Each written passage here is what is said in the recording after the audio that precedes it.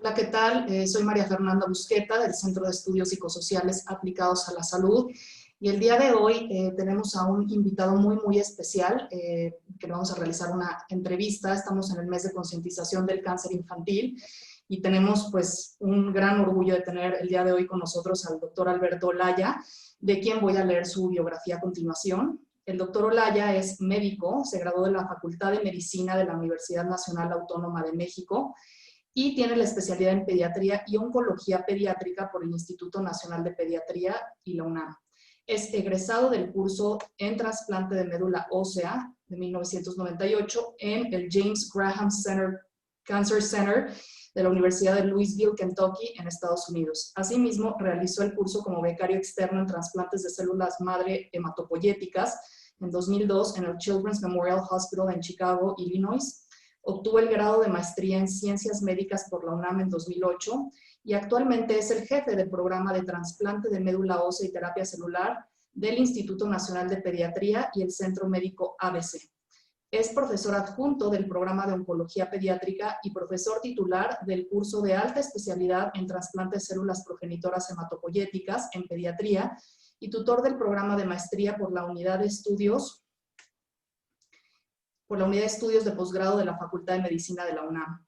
Ha sido presidente del examen del Consejo de Certificación de Oncología en Oncología Pediátrica. El doctor Olaya es actualmente investigador nivel 1 del Sistema Nacional de Investigadores CONACYT, investigador del Sistema de Investigadores de los Institutos Nacionales de la Salud y presidente del Comité de Ética en Investigación del Instituto Nacional de Pediatría. Es autor de artículos publicados en revistas nacionales e internacionales, entre los que destacan Blood, Pediatrics, Blood and Cancer y Bone Marrow Transplantation, entre otras. Es autor del libro Trasplante de médula ósea en pediatría, principios básicos y de más de 25 capítulos en libros de pediatría y hematoncología.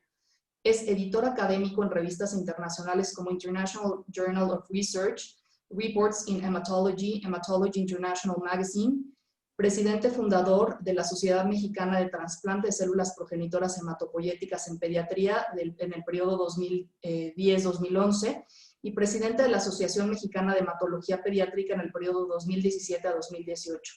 Miembro de la Sociedad Internacional de Oncología Pediátrica, miembro de la Sociedad Latinoamericana de Trasplante de Médula Ósea y de la Sociedad Latinoamericana de Oncología Pediátrica.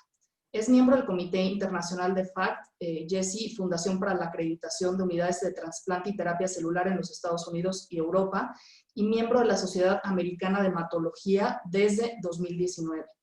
El doctor Olaya es parte del Consejo Nacional de Cáncer Infantil CONACYA de la Secretaría de Salud y de la Comisión Técnica para la Elaboración de los Protocolos Nacionales de Seguros Populares para el Cáncer Infantil en México.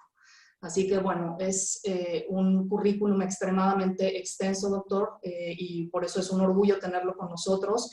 Y el objetivo de esta entrevista es principalmente pues poder crear una concientización de algunos de los tratamientos de cáncer infantil y hacerlos entendibles a todos aquellos que vayan a ver esta entrevista. Entonces, pues con eso le agradezco mucho su participación el día de hoy. No, pues realmente el agradecido soy yo porque siempre el tener la oportunidad de poder trasladar todo este conocimiento a lo más importante que es la población en general, siempre se agradece la oportunidad de poder tener acceso al acceso que ustedes nos dan para poder hacer del conocimiento de la gente los aspectos que tienen que ver con el cáncer infantil y con el trasplante de médula ósea. Entonces el agradecido soy yo. Muchas gracias por la invitación. Gracias, doctor. Un honor, de verdad, contar con su presencia. Y bueno, pues para los que nos vayan a ver, sí es importante recordarles que en temas de cáncer infantil, pues hay varios tratamientos disponibles hoy en día, entre ellos la quimioterapia, la radioterapia, el trasplante de células progenitoras hematopoyéticas y muy recientemente está entrando muy en auge la inmunoterapia, ¿no? Pero hoy nos vamos a centrar precisamente en el trasplante. Y yo la primera vez que tuve contacto y me empecé a empapar de lo que era un trasplante fue hace alrededor de 10 años, sin embargo sé que lleva más tiempo. ¿Cuánto tiempo llevan haciéndose trasplantes de células progenitoras en nuestro país, doctor? Bueno, realmente el trasplante, los primeros intentos por hacer trasplante en el país se realizaron por ahí de la década de los 80 del siglo anterior. Sin embargo, no es hasta principios de este milenio cuando ya los programas de trasplante se consolidan, ¿no? Así como yo, varios colegas tuvimos la oportunidad de salir a diferentes lugares del planeta donde se estaban haciendo o estaba en auge los programas de trasplante, como Europa y por supuesto los Estados Unidos. Tuvimos la oportunidad de formarnos en centros internacionales de mucho prestigio y poder traer a México ese conocimiento que estaba generándose en estos centros. Evidentemente, en aquella época, hace más de 20 años, pues parecía casi imposible el hacer trasplantes en México por varias situaciones, ¿no? Se requerían en aquella época de instalaciones sumamente complejas, sofisticadas, y también se requería de un financiamiento importante que en ese momento el sector salud no estaba dispuesto a erogar cantidades importantes de dinero para curar a un niño a través de un trasplante y mucho menos a un adulto. Entonces, prácticamente los programas iniciaron por iniciativa de los médicos, fueron adaptando instalaciones y se fueron adaptando programas con recursos tomados de todas las instalaciones que ya había en los mismos hospitales. Y esto fue de la manera en que fuimos organizando los primeros programas. Ya para finales del primer decenio, con el advenimiento de los programas de soporte a través del Seguro Popular, logramos hacer que los trasplantes, por lo menos en los niños, fueran considerados como una enfermedad o como una situación catastrófica con cualquier diagnóstico, y esto generó una certidumbre económica. Esto significó que cada niño que llegaba a un programa de trasplante venía respaldado de un presupuesto, y esto dio un auge para que a partir de 2007 en adelante, los programas fueran consolidándose. Sin embargo, y de manera desafortunada, creo que todavía no hacemos ni tenemos los programas de trasplante suficientes para que los pacientes, tanto pediátricos como adultos, puedan acceder a esta terapia y puedan tener acceso a una posibilidad de curación real, como significa hoy hacerse un trasplante, ¿no? Sigue siendo muy limitado y los programas son todavía cada vez más limitados, y ahora con la pandemia se han limitado más, ¿no? Claro, claro, sin duda una gran historia, ¿no? Justo yo recuerdo que cuando tuve este primer contacto, lo tuve en Houston, en el Texas Children's Hospital, y ahí vi que tienen justo una unidad completa en donde los niños no necesariamente están aislados en una sola habitación, sino que tienen un piso completo solo dedicado a pacientes que se someten a trasplante, y me pareció maravilloso porque el niño podía salir de su habitación, podía ir al cuarto de juegos, y no había justo una parte de lo que yo había visto en México, más restricciones. Desde luego, como usted dice, todavía es un camino largo por seguir, ¿no? Pero me interesaría que nos explicara justo qué es un trasplante yo antes lo conocía como trasplante de médula ósea, hoy sé que se conoce como trasplante de células progenitoras hematopoyéticas. Realmente en México el concepto es un trasplante de células troncales hematopoyéticas. Y hoy a nivel internacional consideramos que es un trasplante de células hematopoyéticas, ya que hoy día el conocimiento que hemos logrado obtener a través de la experiencia de muchos años nos hace entender que no solamente son células troncales o células madre hematopoyéticas las que estamos trasplantando, sino es todo el bagaje celular que tiene, que acompaña a la célula progenitora, la que realmente se va a encargar de que ésta implante y posteriormente se mantenga a través de los años produciendo la hematopoiesis. Entonces, hoy día hablamos de un trasplante de células hematopoyéticas, o sea, de todo el bagaje hematopoyético que estamos infundiendo cuando infundimos diferentes fuentes, ¿no? Las fuentes pueden ser diversas, y la original era la médula ósea, ¿no? ¿Por qué? Porque la médula ósea es el nicho donde originalmente vive esta célula troncal que se encarga de formar toda la cascada de la hematopoiesis. Sin embargo, a lo largo de los años los investigadores fueron entendiendo que había otros tejidos que podían ser hematopoyéticos y que de ahí se podrían obtener estas células también con fines terapéuticos. Y hoy día sabemos que también se pueden obtener de la sangre de cordón umbilical y también de la sangre periférica. ¿Por qué? Porque esta célula troncal que vive en la médula ósea, en condiciones de estrés, migra o se moviliza de la médula ósea hacia la sangre periférica para cumplir ciertas funciones. En condiciones naturales o de estrés, esta situación y este conocimiento se ha aprovechado para movilizar la médula ósea o la célula troncal y tomarla directamente de la sangre periférica como si fuera a través de un procedimiento de aféresis similar al que se hace, por ejemplo, para obtener plaquetas u otros componentes celulares. Entonces, hoy día podemos tener células o hematopoyéticas o todo este componente, este bagaje celular directamente de la médula ósea, de la sangre del cordón umbilical y o de la sangre periférica. ¿Cuál vamos a elegir? Va a depender del paciente, va a depender de la enfermedad y por supuesto va a depender de la expertise de cada centro. Cada centro en el mundo, y en México no es la excepción, se ha ido especializando en una fuente en particular y eso es importante, ¿no? La mejor fuente es con la que el grupo de trasplante tiene mayor experiencia y obtiene los mejores resultados. Ok, sí es importante aclarar, exacto, ¿no? Todas las fuentes de donde puede provenir, porque pues sí, antes se tenía el concepto que solamente la médula ósea y creo que nos explica muy bien por qué hoy en día se puede obtener de todas estas fuentes. Para aquellas personas que no están familiarizadas con la hematopoiesis, y usted me corrige si estoy mal, doctor, justamente nos referimos a las células de la sangre, a los glóbulos rojos, blancos, plaquetas, entre otros, pero bueno, los más conocidos, ¿no? Si no estoy equivocada. Es un término tan complejo que hasta pronunciarlo cuesta trabajo. Y la hematopoiesis no es otra cosa más que entender que todos y cada uno de los componentes de la sangre se forman a través de una cascada de maduración. O sea, la sangre tiene la capacidad de formarse de una sola célula madre y diferenciarse en más de 12 diferentes tipos altamente especializados.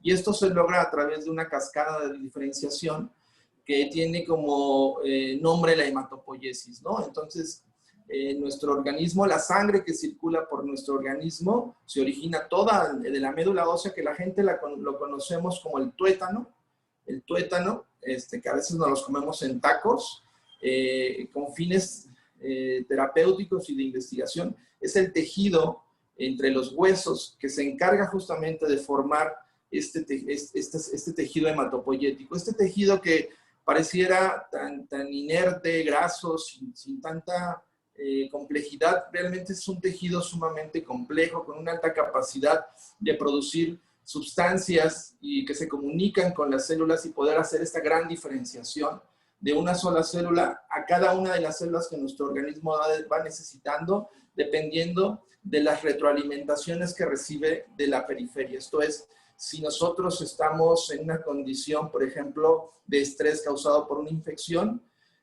nuestro organismo, nuestra médula ósea estará en capacidad de formar glóbulos blancos para defendernos de esa infección, ¿no? Y así es como más o menos funciona la hematopoiesis en condiciones normales. Sí, exacto, ¿no? Yo a los niños a veces les digo mucho cuando los psicoeduco que la médula ósea es la fábrica de la sangre, ¿no? O sea, de las células de la sangre, justo. Lo más sencillo de entenderlo, así es. Exacto. Y nos comentaba también que quería justo que también fuera esto muy entendible para las personas que nos ven. Una de las formas de obtener estas células es a través de un proceso de aféresis. ¿Nos puede explicar un poquito más a qué se refiere este procedimiento? El procedimiento de aféresis es una técnica que se utiliza básicamente en México en los bancos de sangre a través de un equipo que tiene la capacidad a través de la centrifugación de la sangre poder separar por gradientes las células que nosotros hemos seleccionado, ¿no? Y así podemos seleccionar diferentes componentes como glóbulos blancos, granulocitos, podemos seleccionar plaquetas, podemos solucionar glóbulos rojos. De la misma manera podemos solucionar células madre con equipos que nos permiten que a la hora que la sangre pasa por este equipo de aféresis, que no es otra cosa más que como una especie de lavadora, que por un lado sale la sangre del donador, pasa a través de esta lavadora que es una centrífuga y a través de los gradientes, o sea, esto es el tamaño, cada célula tiene un tamaño y un peso específico y esto lo aprovecha el equipo para separar solamente las células que nosotros necesitamos y de esta manera recolecta las células que estamos seleccionando y el resto de los componentes sanguíneos regresan a través de otro lumen a la circulación del paciente, y de esta manera podemos evitar que el paciente pierda componentes sanguíneos, pierda glóbulos rojos o pierda una cantidad importante de plaquetas, seleccionando de manera lo más específica posible el tipo de células que nosotros estamos requiriendo, ¿no? Que en este caso pues, son células troncales o células madre. Ok. Explica muy claramente el procedimiento para que sea muy entendible, doctor. Muchas gracias. Y hablando ahorita que decíamos, ¿no? Del donador, ¿de dónde, bueno, quién puede ser donador o qué tipos de trasplante hay en ese sentido? Bueno, el donador se basa, o la selección de un donador se basa a través de un sistema que es el sistema mayor de histocompatibilidad. Esto es, las células en el organismo tienen un sistema que nos hace poder entender qué es lo propio y qué es lo ajeno, ¿no? De esta manera el organismo puede defenderse de todo aquello que no es propio, y dentro de eso pues están las infecciones, están antígenos que pueden ser alérgicos, y de esta manera el organismo mantiene un equilibrio de manera natural.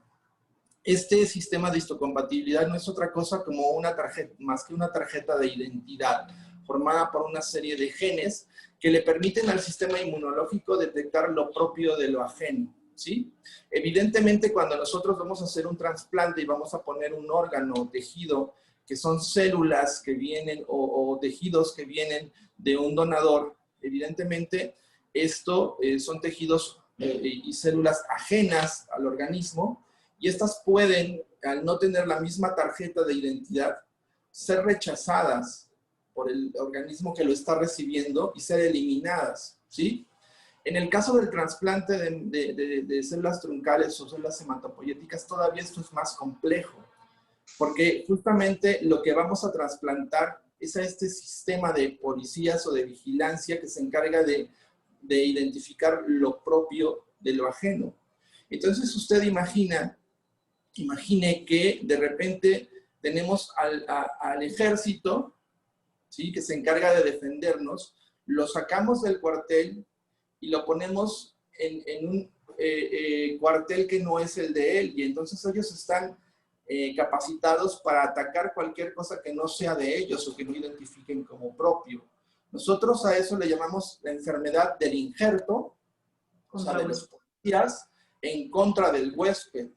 Y esta es una de las complicaciones más graves durante el trasplante, que por sí sola, fíjese, se llama enfermedad. O sea, nosotros podemos generar, como el intento de curar a un paciente de una enfermedad, podemos generar una segunda enfermedad que puede ser tan grave que si no seleccionamos bien a un donador, esta puede costarle la vida al paciente. O sea, el paciente puede morir no por el motivo por el cual lo trasplantamos, una leucemia o una inmunodeficiencia, sino morir como consecuencia de las complicaciones relacionadas por el trasplante. Entonces, para evitar eso, nosotros seleccionamos a los donadores que sean lo más compatibles entre ellos, para que las tarjetas de identidad sean lo más parecidas, y esta capacidad que se llama alorrespuesta o respuesta alorreactiva entre el donador y el receptor sea lo más mesurada posible, y pueda ser capaz de ser manejada por el grupo médico, ¿sí? Entonces, dentro de este modelo de la compatibilidad, tenemos varios tipos de compatibilidad, ¿no? El trasplante autólogo, en donde el propio enfermo es su propio donador y por lo tanto la compatibilidad es total, ¿no? Tenemos el modelo de donadores compatibles familiares. Este sistema de compatibilidad se hereda, ¿sí? Recibimos a través de un patrón que nosotros llamamos mendeliano, de tal manera que es un sistema que está formado por dos llaves, por llamarlos así, un grupo de genes que son formados por dos llaves. Una llave la heredamos del padre completa y otra llave la heredamos de la madre, ¿sí? Entonces, ¿quién tiene más posibilidad de tener las mismas llaves que nuestro sistema inmunológico? Pues un hermano consanguíneo, ¿sí? Infortunadamente, se pueden presentar tantas combinaciones entre la información genética de los padres que este modelo, que es el ideal de tener un donador HLA idéntico, familiar, solamente se puede presentar en no más de un 25 a 30%. Lo cual significa que el 65% restante de los pacientes que necesitan un donador no tienen a uno dentro de su familia, ¿sí? Afortunadamente, este sistema de compatibilidad, este sistema de llaves, tiene un patrón de herencia también poblacional. Esto es, las poblaciones entre nosotros, por ejemplo, los mestizos mexicanos, tenemos un alto porcentaje de similitud entre nosotros. Y esto nos permite que haya donadores que puedan ser totalmente o parcialmente compatibles sin ser nuestros familiares. Y esto ha dado origen a que se formen bancos de donadores no relacionados, esto es, no relacionados familiarmente. Entonces yo, cuando soy un joven mayor de 18 años y menor de 50, puedo ir a estos bancos a inscribirme y me van a tomar una muestra de mi mejilla para el sistema de compatibilidad, meterlo en un banco de datos y cuando haya un enfermo que haga match o que haga compatibilidad, me van a llamar para que yo, sin ser familiar ni tener ninguna relación de ningún tipo con el enfermo, le pueda donar estas células troncales a el enfermo. Para mí, esto es la expresión más grande de humanismo y de humanidad, porque esto nos permite hacer algo por alguien que no conocemos y que además por normatividad no podemos conocer sino hasta años después del trasplante. Es un verdadero acto de donación altruista y que transforma y cambia vidas. Hay bancos a nivel internacional, hay redes internacionales, de tal manera que nosotros podemos hoy en una computadora como por la que están viendo esto, o por un dispositivo por el que están viendo esta entrevista, podemos hacer una búsqueda a través de un dispositivo y podemos encontrar a alguien en algún lugar del mundo que sea compatible con nuestro enfermo, ¿sí? Y esto nos permite ponernos en contacto con el lugar donde está registrado, solicitar que él done, y si él está dispuesto y en disposición de donar, poder hacer. Hemos hecho, por ejemplo, que médulas óseas obtenidas en Alemania en la madrugada se estén trasplantando en México en las primeras horas de la mañana. Y hemos hecho lo contrario, hemos tomado médulas óseas en México que han cruzado mares y continentes para estar salvando vidas en otros lugares del mundo. Entonces, ese es otro tipo de trasplante que en México está justamente creciendo mucho a través de un registro nacional que es VideMatch México. Hasta hace muy poco tiempo solamente teníamos un registro nacional con muy poquitos donadores registrados, que era el registro Comparte Vida. A raíz que llega VideMatch en México, que es una sucursal de VideMatch en los Estados Unidos, que es el banco de donadores más grande del mundo, crecemos de manera exponencial y en menos de 3 años hoy tenemos casi 50,000 donadores, pero hay países en donde hay más de 10 millones de donadores y que hace que casi un paciente que tiene necesidad de tener un trasplante, en más del 80%, tenga la certeza que buscando un potencial donador lo pueda encontrar en estos bancos. Esto genera un costo, pero es el costo operativo nada más, no hay un costo comercial en esto. Esto es totalmente altruista y es algo muy interesante. Y la otra fuente es cuando nosotros podemos tomar sangre de cordón umbilical. ¿Por qué la sangre de cordón umbilical? Porque el primer órgano hematopoyético que tiene el feto es la placenta. Entre la semana 6 y la semana 8, las vellosidades coriónicas de la placenta empiezan a formar células madre.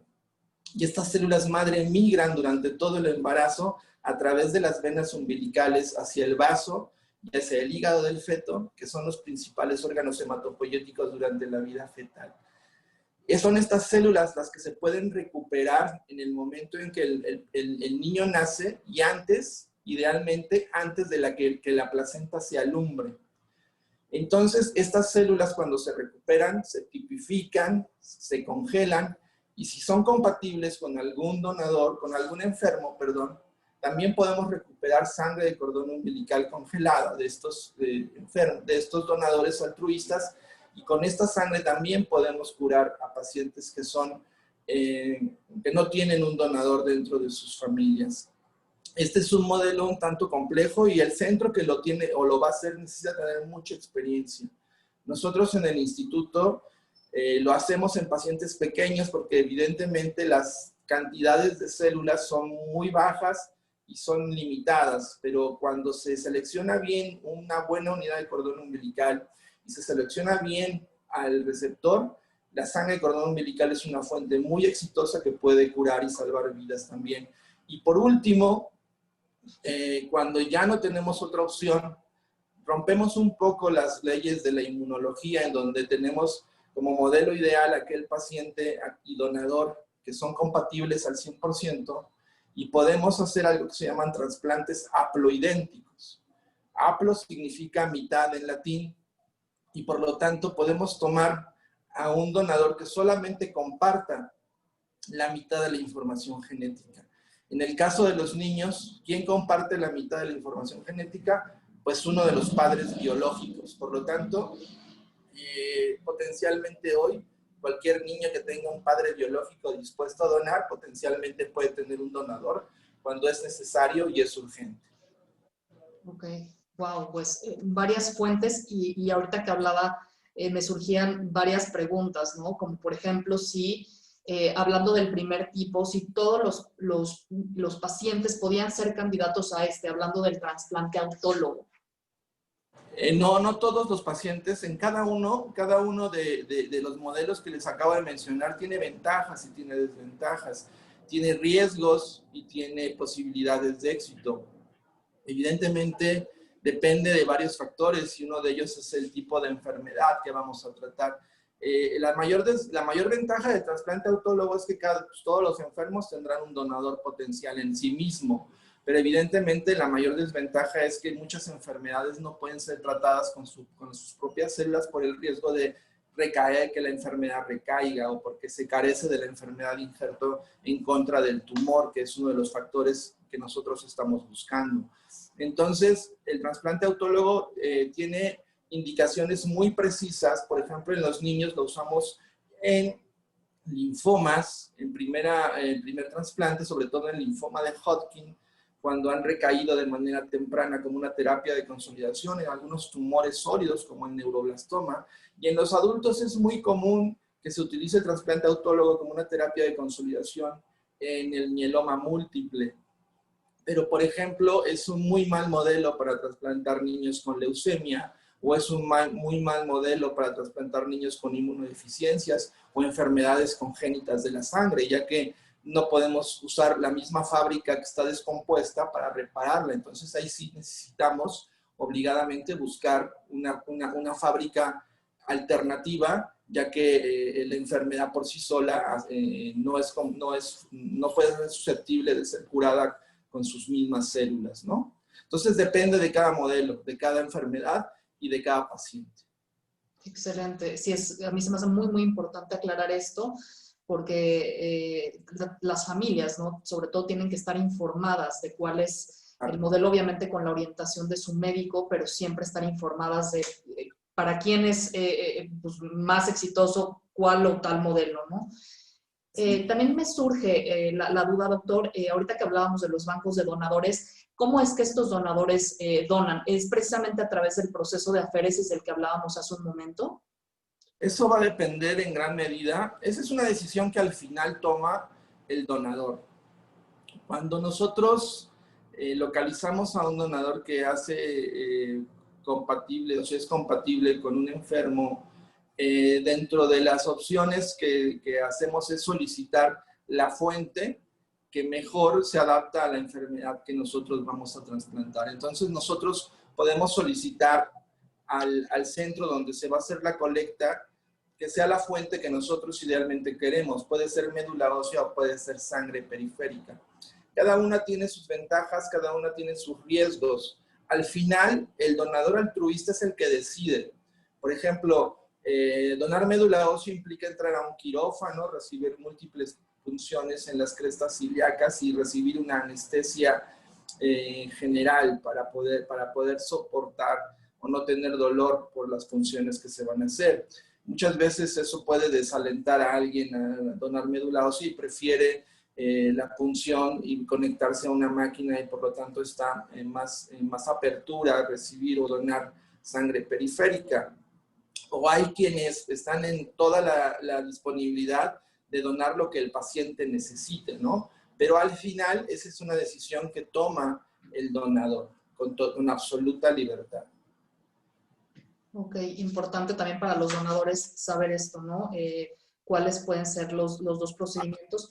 Ahora, quisiera hacer para los donadores quisiera hacer un énfasis muy importante.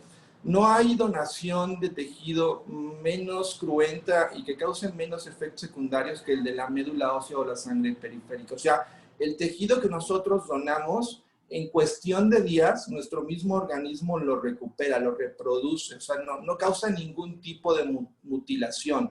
Cuando nosotros donamos en vida un órgano como un riñón, un tejido, una córnea, o si donamos un segmento del hígado, evidentemente no solamente es una cirugía mayor, sino también vamos a perder parte de la funcionalidad del órgano que estamos donando. Esto en el caso de la médula ósea y de la sangre periférica no sucede en lo absoluto. O sea, el donador en cuestión de 4 o 5 días va a recuperar el tejido que donó, pero además no va a tener ninguna repercusión. Es extraordinariamente raro que el paciente tenga algún síntoma como datos de anemia o algo así relacionado.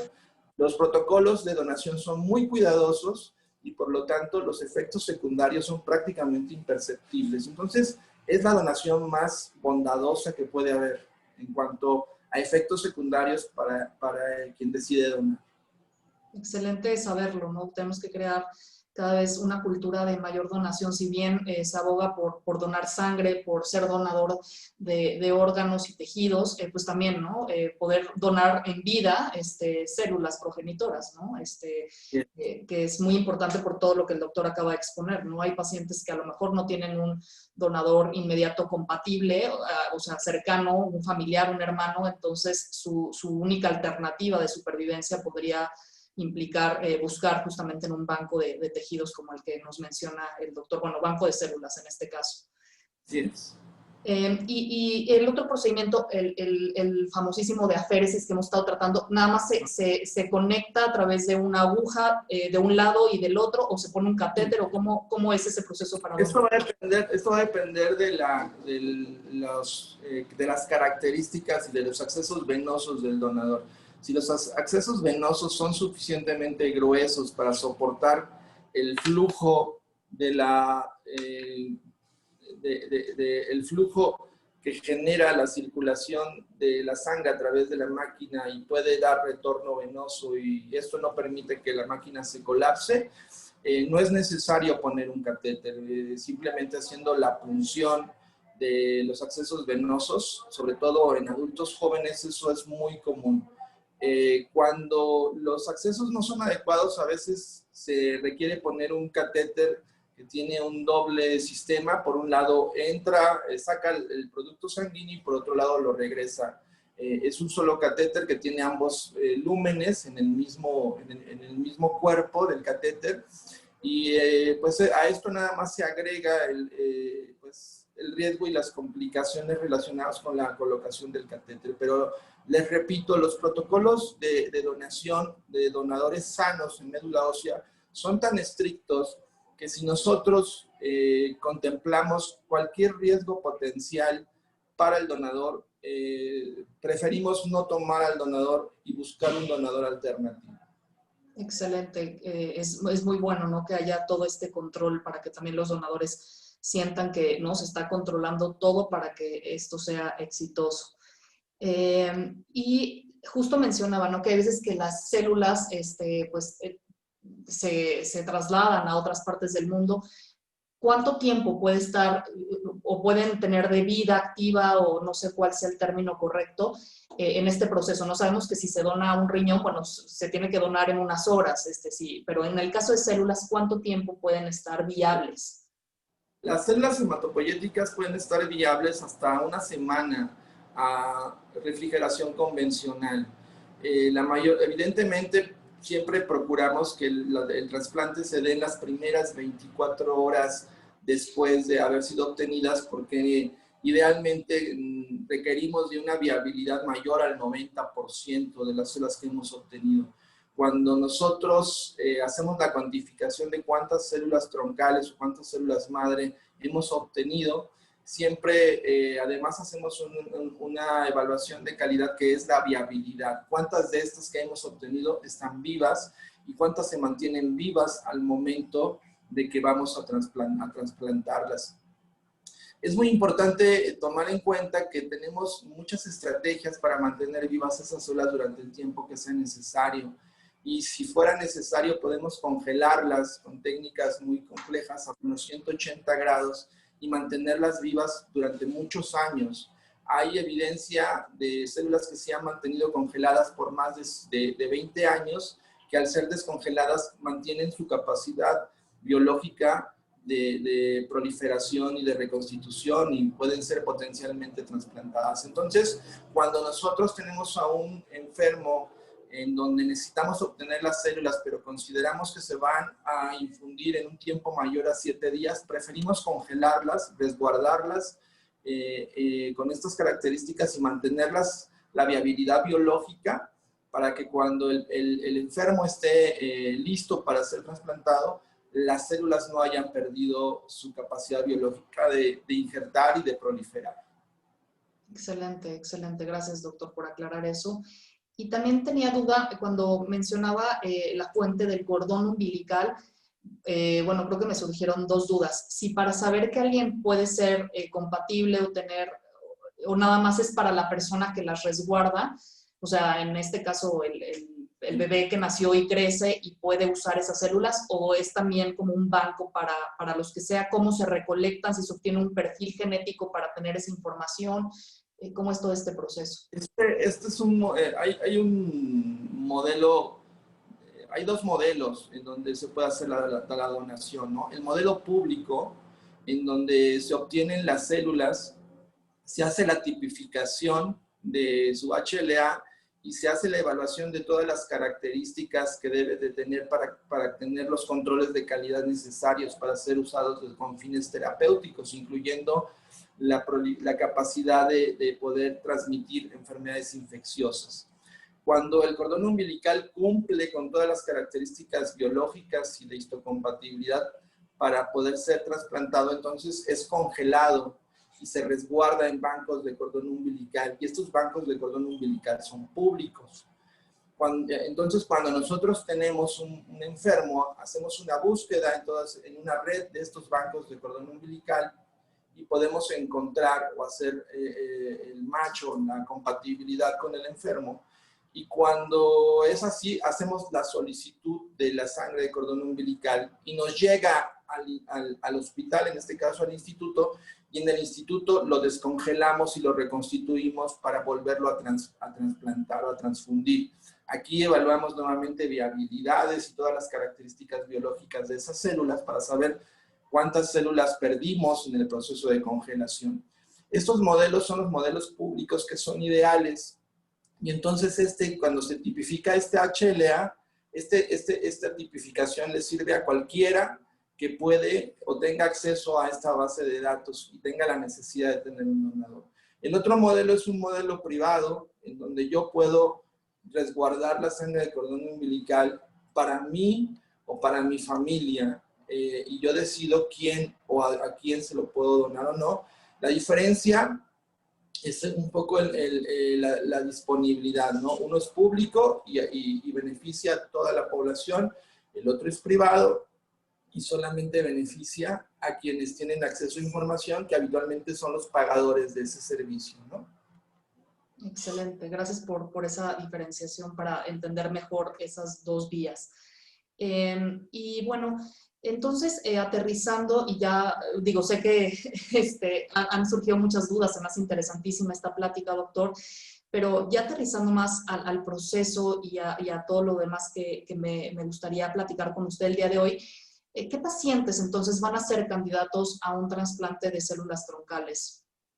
Ok, candidatos van a ser todos aquellos pacientes que tienen una enfermedad que potencialmente puede ser curada por un trasplante de células progenitoras. Dentro de estas pueden ser enfermedades neoplásicas, como en el caso de las leucemias, o en el caso de los mielomas o los linfomas, por ejemplo, enfermedades congénitas en donde el organismo de origen no está fabricando una o varias líneas celulares, y dentro de este grupo pueden estar todas las anemias regenerativas, todos los síndromes de falla medular congénito, evidentemente todas las inmunodeficiencias primarias, en donde son estos niños de burbuja que nacen sin defensas o sin alguna defensa en particular, ¿no?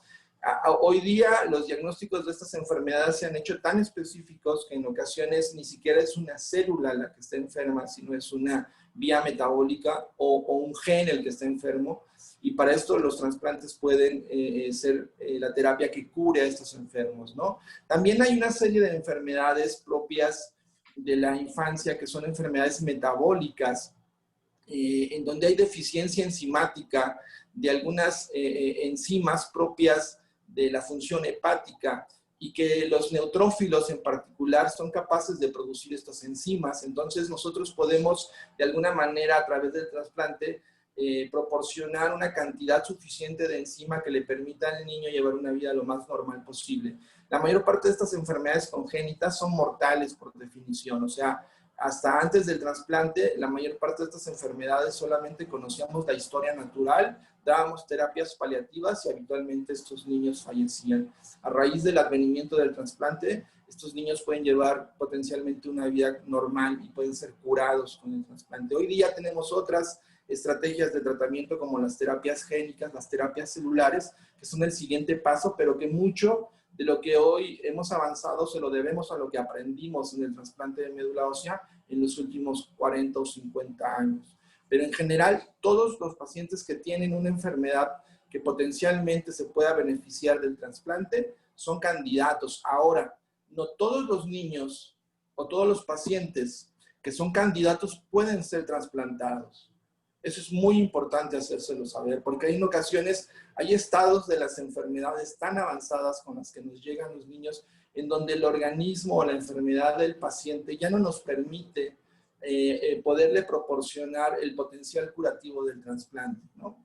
Entonces, hay que ser muy enfático. No todos los niños que tienen una indicación para ser trasplantado van a tener condiciones para poder ser trasplantados. Por eso, mucha de la función de nosotros en los medios educativos y de difusión como es solicitarle a los médicos de primer contacto que nos refieren a los niños, que nos los refieran en etapas tempranas de las enfermedades. Ya hoy día hay indicaciones muy claras de cómo y cuándo se hace el trasplante, que nos los refieran en etapas tempranas para que el trasplante pueda ser lo más benéfico y lo más exitoso posible y no una terapia de rescate. Esto es muy importante enfatizar. El trasplante, como usted lo mencionó al inicio, es una estrategia de tratamiento como otras muchas, pero no es una terapia de rescate. Muchos médicos piensan que es la última opción y mandan a los pacientes ya en condiciones paupérrimas. El trasplante, entre más temprano se haga y en mejores condiciones esté el paciente, es mucho más factible que sea exitoso y que pueda beneficiar al niño o al enfermo que lo necesite. Esto que dice se me hace de suma importancia porque, exacto, todos hemos visto este tipo de situaciones en las que se considera como la última alternativa, y que aclare muy bien este mito bueno, creo que de suma relevancia. Y entonces yo le preguntaría, doctor, ¿en qué momento es óptimo decidirlo? O sea, el paciente tiene que pasar primero por no sé, o varios ciclos de quimioterapia, o sea, y sé que, bueno, es diferente en cada tipo de cáncer, pero ¿en qué momento usted lo considera un momento óptimo? Depende de cada enfermedad, evidentemente, pero el momento óptimo, cada enfermedad tiene un protocolo de tratamiento que ya está preestablecido. Y dentro de esos protocolos de tratamiento ya está muy claro en qué momento debo yo mandar a mi paciente a un trasplante de médula ósea. Por ejemplo, vámonos al ejemplo. Nosotros lo que más trasplantamos hoy por hoy son leucemias agudas linfoblásticas en recaída. Hoy nosotros sabemos que un niño que ha recaído de manera temprana es una recaída de alto riesgo. Sabemos que estos niños han generado mecanismos de quimioresistencia y de selección clonal que ya no van a poder ser curados con quimioterapia y que necesariamente van a requerir de un trasplante una vez que se logre una segunda remisión. Entonces, es ocioso para los médicos estarles dando quimioterapia por mucho tiempo porque lo único que están haciendo es darles toxicidad y esperar a que haga una segunda o una tercera recaída.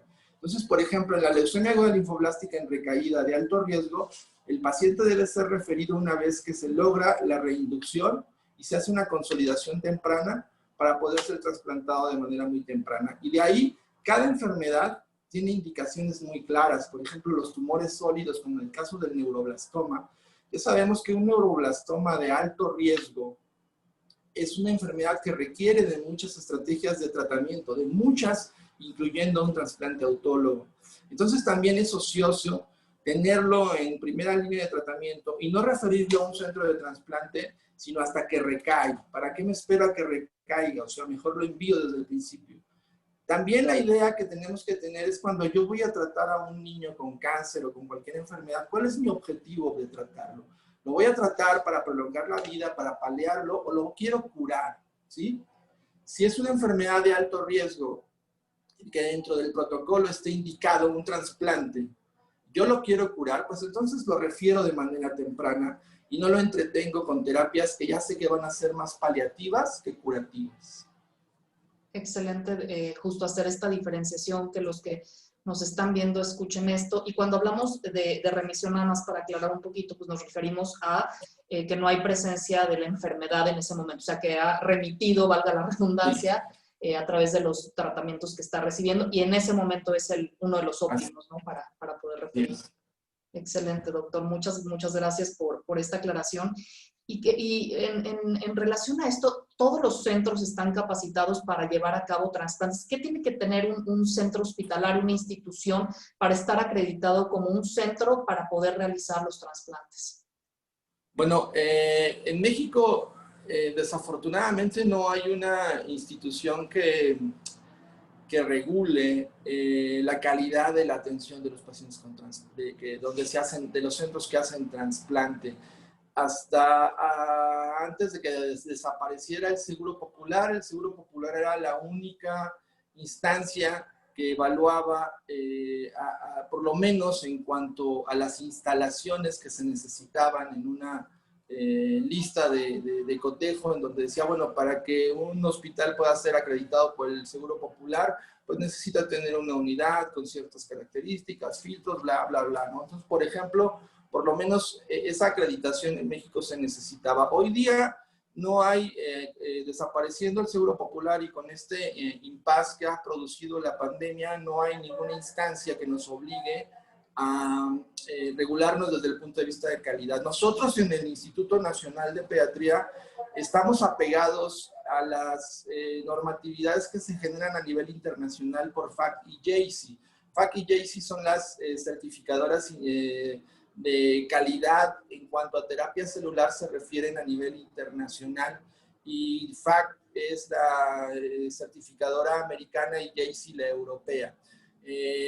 Esto ya depende un poco de cada centro, y cada centro decide si se somete de manera voluntaria a ser auditados y acreditados por estas acreditadoras internacionales. Nosotros, como política de calidad, hemos asumido desde hace ya muchos años estar en apego y estar en un proceso constante de acreditación, y tenemos un programa de calidad, porque finalmente la manufactura y la producción de terapia celular es una manufactura de mucha alta especialidad que necesita requisitos o necesita tener altos controles de calidad y requisitos muy específicos. Entonces, infortunadamente en México estas acreditaciones son voluntarias, son costosas, pero valen la pena. O sea, Yo recuerdo cuando el doctor Morris Kletzel, mi maestro en la universidad, en el Memorial de Chicago, se enteró que íbamos a obtener la acreditación por FACT en México, en el instituto. Él me dijo, solo el intentarlo va a hacer que hagas mejores trasplantes.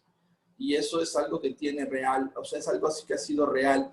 El que por años mantengamos esta política de calidad nos ha hecho que nuestros niños, esa es una forma de ser democracia, que nuestros niños accedan a un programa que tiene los mismos niveles de calidad que cualquier centro en el mundo. Eso es ser democráticos y eso es ofrecer una alta calidad de atención y eso es lo que nosotros buscamos. No podemos autodenominarnos como que hacemos bien o mal las cosas, como que somos los mejores, si nuestros pares a nivel internacional no vienen, nos auditan y nos hacen ver cuáles son nuestros errores para corregirlos y en un segundo intento nos acreditan como programas con la calidad suficiente para que el niño que llegue a esta institución sepa que llega a una institución que se cuenta con todo lo necesario y con todos los procesos de calidad indispensables para recibir una terapia y el porcentaje de éxito sean los mismos en cualquier lugar del mundo. Sí, excelente saber que se tiene que pasar por estos rigurosos protocolos, auditorías para darle la mejor calidad de atención a los pacientes. Sé que también este procedimiento se ofrece en algunas instituciones privadas y justo era por eso mi duda, ¿no? Si todos contaban con esta acreditación, con los especialistas adecuados. Desafortunadamente no, por lo que me cuenta. No, en México no es obligatorio. Las instituciones privadas también lo hacen de manera voluntaria. Y bueno, hoy día solamente en México hay 2 instituciones que tienen estas acreditaciones, el Universitario de Monterrey y el Instituto Nacional de Pediatría, que está ahora en proceso de reacreditación. Ok, muchas gracias por esa información, doctor. Y ya yendo más, bueno, a la parte ya del proceso, si nos pudiera platicar un poquito cómo es que se realiza el trasplante y, bueno, obviamente por el proceso que se sigue, ¿no? Cómo se prepara el paciente, qué estudios se le tienen que hacer, qué tipo de valoración se le tiene que hacer. Bueno, el trasplante de células hematopoyéticas es un procedimiento, no es un evento, no es como en el caso de un trasplante de un órgano sólido donde entra un quirófano, se quita el órgano y se pone otro. En el caso del trasplante, ahí todo, es un proceso, todo este. El proceso más importante es primero la fase de trasplante, que es la fase de preparación, donde, como ya lo mencionamos, se hace la selección del paciente, primero que el paciente esté en condiciones de poder acceder al trasplante y de poder hacerlo de una manera exitosa. Entonces se hace toda una evaluación por aparatos y sistemas pretrasplante para ver que no haya ninguna disfunción orgánica que por sí solo ponga en riesgo la vida del paciente y que si la haya, se pueda corregir antes del trasplante, ¿no? Situaciones tan comunes como, por ejemplo, eliminar caries dentales para evitar que estas a la posterior se conviertan en procesos infecciosos graves. O sea, de ahí hasta evaluar que la función renal, la función hepática, la función cardíaca, la función ventilatoria, todo esté dentro de condiciones suficientemente normales para que el paciente pueda someterse al estrés de ser trasplantado. Al mismo tiempo, pues estamos buscando y localizando al donador que sea lo más compatible posible y que tenga las mejores condiciones para poder disminuir los riesgos de complicaciones posteriores al trasplante. Una vez que tenemos ambas situaciones, al donador listo y al receptor listo, procedemos a establecer una fecha de trasplante y de acuerdo a la enfermedad de cada uno de nuestros pacientes, asignamos un protocolo que nosotros le llamamos acondicionamiento. Este protocolo de acondicionamiento tiene 3 objetivos básicamente. El primero es generar espacio. Esto es como sembrar en una parcela, entonces necesitamos limpiar el terreno para poder sembrar las semillas y entonces esto lo hacemos a través del acondicionamiento. El segundo objetivo del acondicionamiento es evitar el rechazo o que el sistema inmunológico del receptor rechace las células que nosotros vamos a poner y haya una pérdida o una falla primaria del injerto.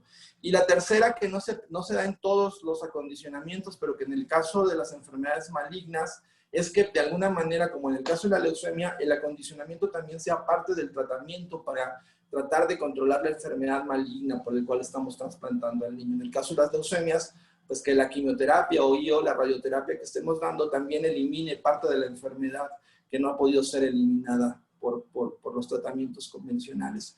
Una vez que se ha administrado esto, que habitualmente es en los 7 días previos al trasplante, dejamos descansar al paciente un día para que se detoxifique de todos los medicamentos que le hemos puesto y no haya concentraciones hostiles de quimioterapia en su sangre que puedan causarle daño a las células que nosotros vamos a poner. Y al pie de la cabecera infundimos a través de una línea central, un catéter central que llega a un vaso grueso que hace que las células entren al torrente sanguíneo y comiencen un proceso de migración. Este proceso de migración nosotros lo llamamos homing o regreso a casa. Y esto sucede siempre en la médula ósea de manera habitual. Entonces, la sangre, las células que nosotros hemos impuesto, entran al torrente sanguíneo, pasan a la circulación derecha, pasan por los pulmones. Una gran parte de la celularidad la perdemos en los pulmones, pero cuando en la circulación izquierda las células entran a la microcirculación que irriga el tejido hematopoyético, o sea, la médula ósea o el estroma medular donde habitualmente vive y que ahorita está vacío porque nosotros hemos limpiado ese tejido, la célula tiene receptores y el tejido hematopoyético tiene contrarreceptores que cuando se encuentran hacen homing o hacen anclaje y se vuelven a anidar en el estroma en donde habitualmente viven y entonces a partir de ese momento comienzan a replicar el sistema de diferenciación y sistema de formación de nuevas células hematopoyéticas. La célula hematopoyética madre va a hacer 2 funciones básicas. Una es diferenciarse para formar todas las células de la sangre, pero también va a formar un pool de células hematopoyéticas. ¿Para qué? Para que el sistema sea inagotable, para que el sistema se mantenga, porque si todas las células se van a diferenciación, el sistema se agota. Pero si la célula madre empieza a formar más células madre que empiezan a su vez a formar más células madre, este sistema se hace autosuficiente, autosustentable e inagotable. De tal manera que cuando el injerto se da, se puede mantener por el resto de la vida del paciente. Con la ventaja que los inmunosupresores, una vez que logran un estado de inmunotolerancia entre el donador y el receptor, a diferencia de otros trasplantes, en el trasplante de médula ósea podemos llegar inclusive a retirar toda la inmunosupresión y el niño o el paciente a la posteriori puede realmente reintegrarse a una vida prácticamente normal sin ningún medicamento. Excelente. Y reforzar, ¿no? Que el procedimiento, como bien decía, no se trata de un procedimiento quirúrgico, es más parecido a una transfusión de sangre, podríamos decir, doctor. Así es. Es un procedimiento que más se hace en el laboratorio y en el cuarto del paciente que en el quirófano. Esto no operamos nosotros. Las células entran al torrente sanguíneo a través de un catéter central como una transfusión y al entrar a la circulación sistémica, en el momento en que circulan por las arteriolas, por los pequeños vasos que nutren la médula ósea, ahí estas células se encuentran en su casa vacía, se vuelven a anclar en la casa vacía y comienzan todo el ciclo de replicación que habitualmente se desarrolla de manera natural en el organismo, ¿no? Una vez que esto se da, lo siguiente es el postrasplante, que es evitar. El postrasplante es como el matrimonio. Son 2 células diferentes que viven en la misma casa. Y entonces en los siguientes meses cada una va a intentar imponer sus reglas. La función del médico y la función de los grupos de salud va a ser buscar un equilibrio para que ambos aprendan a tolerarse y a través del tiempo puedan coexistir y subsistir de manera racional sin destruirse y pueda esto evitar que el paciente se complique, ¿no? Entonces, el chiste, la magia o el arte del postrasplante es hacer que estos dos nuevos sistemas aprendan a coexistir, a respetarse y a poder cohabitar en una misma casa sin ser de la misma linaje, ¿no? Del mismo linaje celular, ¿sí? Sí, y asumo que también una ayudadita se la dan los inmunosupresores, Y justamente, ¿no? claro, parte del objetivo del manejo médico a posteriori es el dar manejo inmunosupresor para tratar de modular estas potentes respuestas inmunológicas entre el donador y el receptor, a menguar la capacidad de este nuevo sistema inmunológico que hemos implantado y permitir que se vaya dando el proceso de inmunotolerancia. Y para todos los que nos ven, que no conozcan o no estén familiarizados con el término, pues viene del sistema inmunológico. El sistema inmunológico es el encargado de combatir las infecciones o cualquier cuerpo extraño en nuestro cuerpo.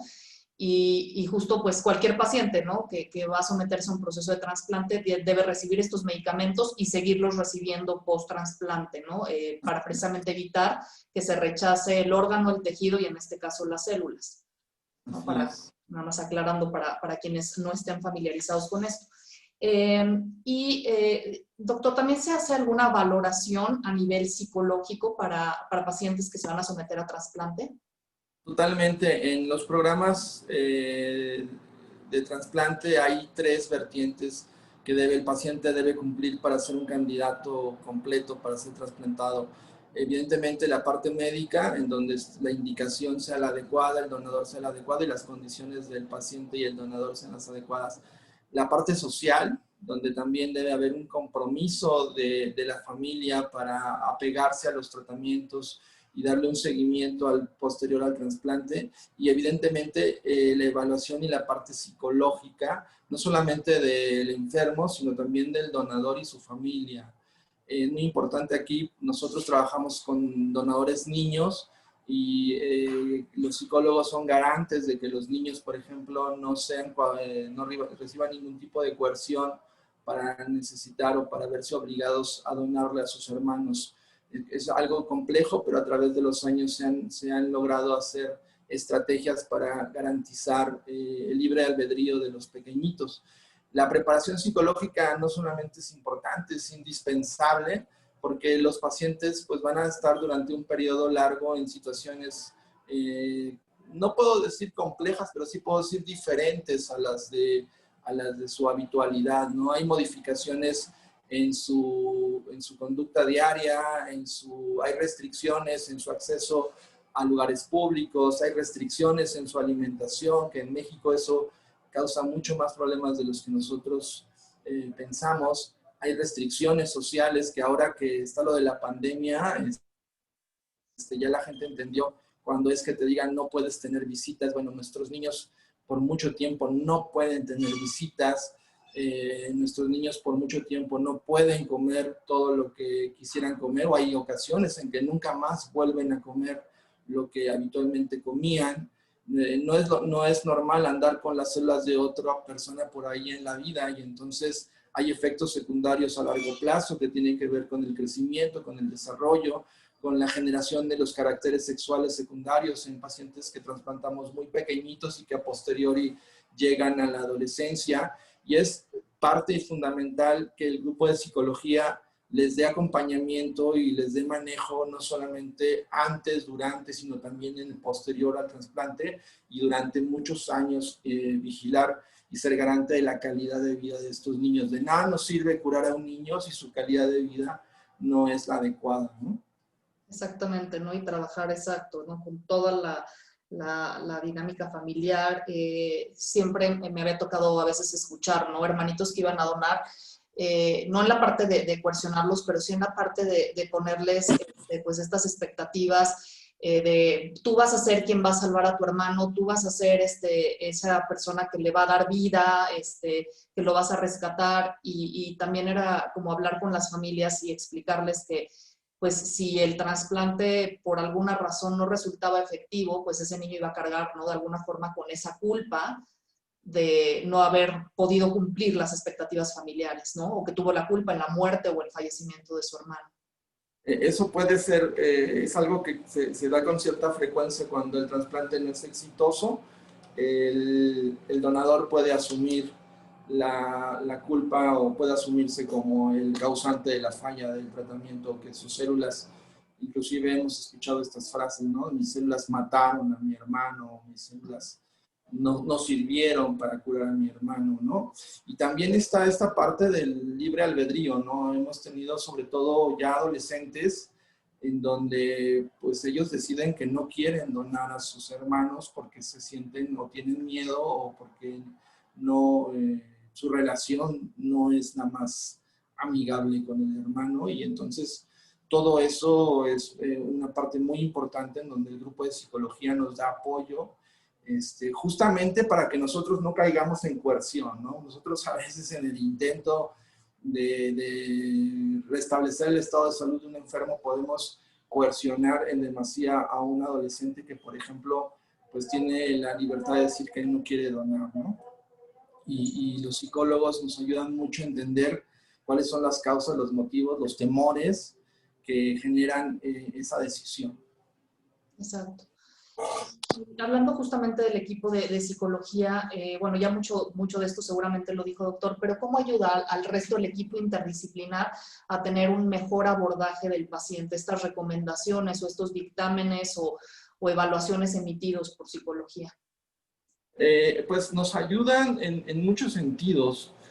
Una es para saber qué tan preparados están para la fase aguda, por ejemplo, de aislamiento, de limitación de las actividades físicas, qué tanto pueden ellos intervenir en situaciones de choque o de estrés durante el proceso de trasplante, en los que se presenten complicaciones y haya eventos sorpresivos y situaciones de estrés, no solamente del paciente, sino dentro de la familia.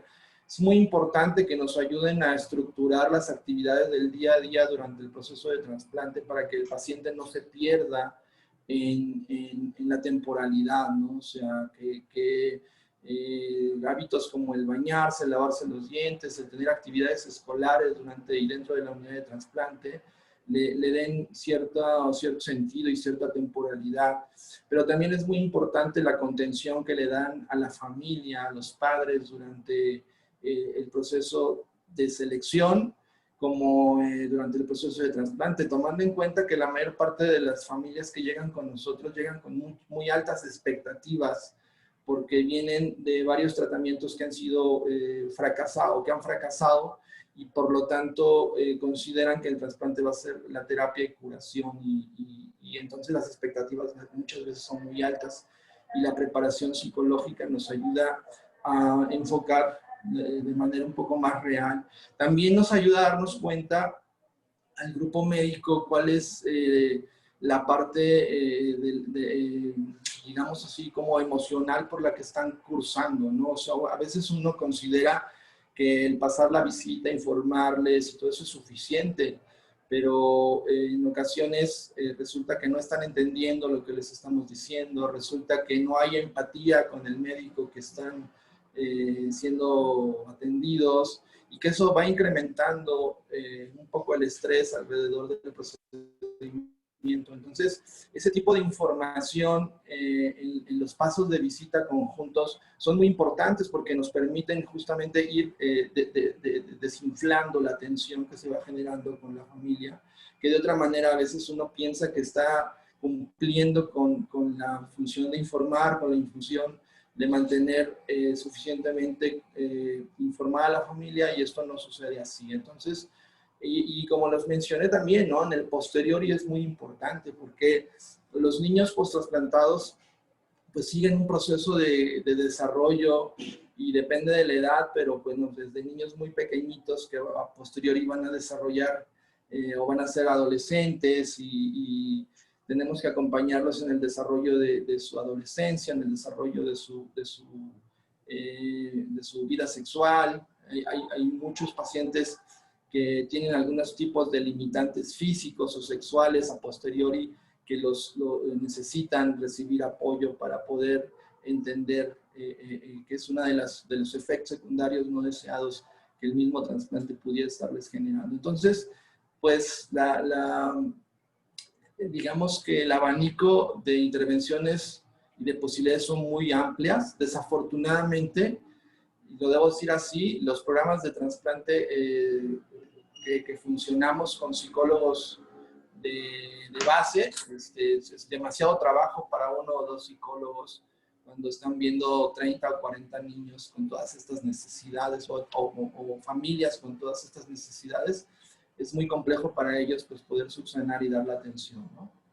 Así es, y justo en Sanepaz queremos crear esa conciencia, ¿no? De que cualquier niño, hoy no estamos entrando desde luego en el trasplante de células progenitoras, pero cualquier niño que enfrente una enfermedad como es el cáncer o muchas otras, debería tener este acompañamiento en el caso del cáncer infantil de un psicooncólogo pediatra, por todo lo que implica someterse a esta enfermedad, a los procedimientos tan invasivos y poderlo precisamente acompañar en todo el proceso, igual que a la familia, para que pues de alguna forma se mejore la adherencia, la colaboración del paciente, entre muchas otras cosas, ¿no? Que entienda muy bien por lo que está pasando y de qué se trata su enfermedad y el tratamiento al que va a ser sometido. Entonces, y bueno, ya casi para empezar a cerrar, doctor, a mí me encantaría seguir platicando, pero no quiero quitarle demasiado de su tiempo porque... Estoy por quedarme sin batería, aunque estoy tratando de rescatar, pero si se cortara, voy por batería, porque el cable que estoy conectando no está cargando por algún Está motivo. cargando suficiente. No, no se Sí. preocupe, doctor, al contrario, ya tomé mucho de su tiempo, pero nada más justo para empezar a cerrar, ¿cuáles son los cuidados que se tiene que tener durante el proceso y ya posterior al mismo, que también es más importante que las familias lo sepan? Sí, es muy importante entender que el paciente va a entrar en un estado de inmunodeficiencia posterior al trasplante. Entonces, no hay peor enemigo para un trasplante de células progenitoras o de células hematopoyéticas que las infecciones. Entonces, debemos ser muy cuidadosos con todos los procesos infecciosos, tanto del ambiente y del ambiente no solamente me refiero a las que hay en el aire, sino también en los alimentos. Entonces, el paciente post-trasplantado va a tener muchas restricciones en muchos sentidos. Cada vez son menos porque cada vez hay más conocimiento y somos mucho más prácticos en las tomas de decisiones, pero va a haber restricciones o va a haber cuidados que tienen que ver con el tipo de dietas. Habitualmente son dietas bajas en bacterias, con alimentos cocidos. Va a tardar algún tiempo en que el niño o el enfermo pueda tener acceso a alimentos crudos o alimentos lácteos, por ejemplo, que son muy altos en bacterias. Durante un tiempo prolongado tendrá que estar recibiendo terapias profilácticas para evitar infecciones contra hongos, virus, bacterias, y tendremos que estar haciendo pruebas para detectar de manera temprana cualquier infección de este tipo. Es habitual que nuestros pacientes en los primeros 6 meses posterior al trasplante tengan que usar mascarillas para poder salir al medio ambiente y evitar la adquisición de procesos infecciosos, y mascarillas pues como las que ahora están indicadas de alta eficiencia para que el riesgo de adquirir infecciones en la comunidad cada vez sean limitadas. Es muy importante tomar en cuenta que en los primeros 6 meses los niños pues, van a mantener algún tipo de aislamiento, o sea, no podrán tener una vida socialmente activa, no podrán tener visitas públicas, mucho menos la presencia de familiares o personas infectadas a su alrededor.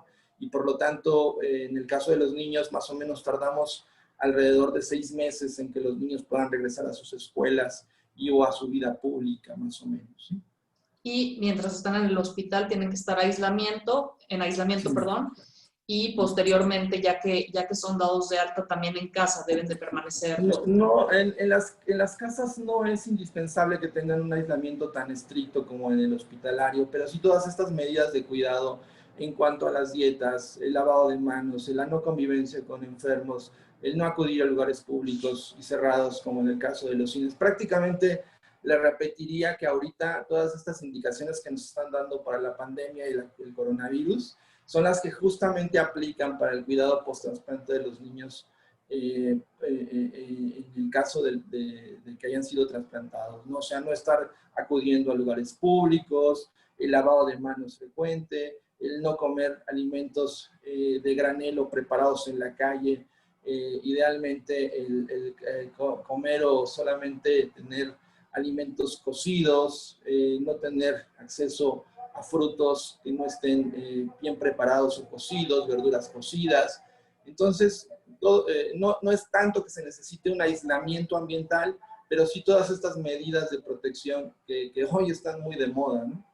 Exactamente. ¿Alguna otra adaptación para el cuidado en casa o con eso es suficiente? Idealmente, antes se usaba que el niño se tenía que bañar con agua purificada y esto realmente ya no es necesario. Lo que nosotros únicamente buscamos es que el niño esté en un lugar, en un ambiente limpio y que pueda ser y que se pueda limpiar, ¿no? O sea, que los padres del niño puedan limpiar y sanitizar con cloro, el baño en donde van a entrar, los alimentos estén bien preparados, la cocina tenga agua potable, agua limpia, porque nos ha tocado, por ejemplo, que las casas en algunos casos se utilizan como bodegas, ¿no? Por ejemplo, para periódico, para productos que a veces las familias venden.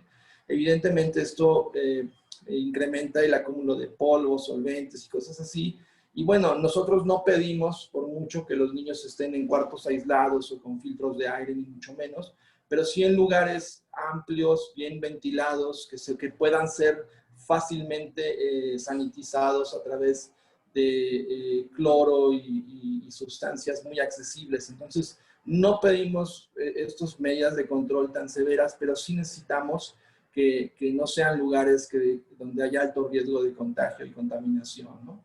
Perfecto, doctor. Pues muchas gracias. Y la última pregunta, si nos puede decir un breve comentario acerca de la reinserción de los niños a su vida cotidiana después de pues toda esta vigilancia, que bueno, seguramente van a seguir en vigilancia a lo largo de su vida, pero esta parte de la reinserción o efectos tardíos que podrían esperar. Pues mire, realmente el éxito de un trasplante se evalúa justamente en ese momento en que el niño se reinserta a su vida, digamos, productiva o socialmente productiva, ¿no? O sea, ¿cuáles son las funciones ideales de un niño entre la etapa escolar y la adolescencia? Pues esa, ir a la escuela, convivir con amigos, familia, tener una vida socialmente adecuada y deportivamente productiva. Entonces, nosotros consideramos que el paciente o un trasplante es exitoso cuando el niño se reinserta a su vida habitual, ¿no? En la medida de lo posible. Entonces, cuando el niño reingresa a la escuela, cuando el niño puede regresar a hacer algún tipo de deporte o actividad física, cuando el niño, pues inclusive, en el caso de algunos, pues inclusive insertarse en el mercado laboral es importante, ¿no? Entonces, afortunadamente, el programa que nosotros tenemos es un programa muy integral que busca dar soporte a los niños durante todo el tiempo que están bajo nuestra tutela y estamos muy pendientes de esas reinserciones sociales, para lo cual necesitamos evidentemente conciencia social también, porque las escuelas necesitan estar conscientes que estos niños necesitan condiciones y también oportunidades especiales para poderse reinsertar a la escolaridad. También necesitamos que los DIFs estén pendientes y se comuniquen con nosotros. Hemos creado una plataforma en línea que nos permite no solamente estar en contacto con los médicos, sino también estar en contacto con trabajadoras sociales de diferentes DIFs en diferentes estados de la República y darle seguimiento a los niños también sin la necesidad de que tengan que estar por un tiempo prolongado en la Ciudad de México, porque tampoco nuestro objetivo es fracturar las estructuras familiares, ¿no? Antes el niño venía a trasplantarse a la Ciudad de México y en ocasiones podía pasar 6 meses o hasta un año sin regresar a su lugar de origen, con lo que esto representaba en su vida familiar, ¿no? Ahora, prácticamente a los 3 meses, estamos regresando a los niños, colaborando con los grupos médicos de sus lugares de origen para que vayan y vengan de manera más fluida y esto no repercuta en su entorno familiar.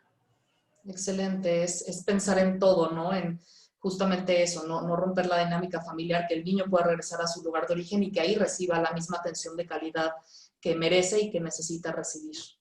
Por eso es fundamental que el equipo del trasplante sea un equipo multidisciplinario, en donde, por ejemplo, esa fue, recuerdo muy bien, fue una de las observaciones que nuestra trabajadora social nos hizo hace muchos años y nos dijo, pues sí, ustedes están curando a muchos niños, pero están fracturando muchas familias, ¿no? Y entonces, justamente fue una iniciativa de trabajo social la que nos hizo modificar una conducta médica para poder ofrecer una mejor calidad de atención y de la misma manera hemos modificado conductas médicas por iniciativas de psicología o inclusive de nutrición y de otras áreas, ¿no?